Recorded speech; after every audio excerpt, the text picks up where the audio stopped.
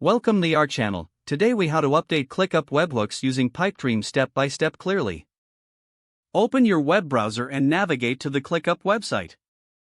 Log into your ClickUp account using your credentials.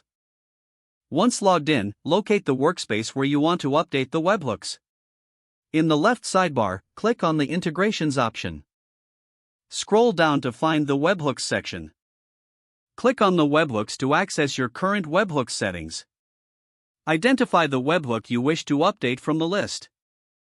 Click on the specific webhook to view its details. Copy the existing webhook URL for reference.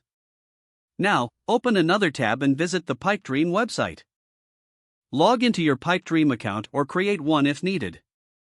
Once logged into Pipedream, click on the Workflows option in the dashboard. Click on the New Workflow button to start creating a new workflow.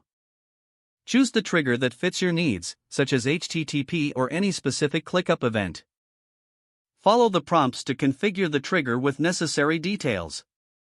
In the next step, select the action that you want to perform when the webhook is called. Configure the action with the required data or outcomes. Now, copy the Pipedream webhook URL provided for your new workflow. Return to the ClickUp tab and navigate back to the webhook settings. Click on the Edit button for the webhook you want to update. Replace the existing webhook URL with the new Pipedream URL you just copied.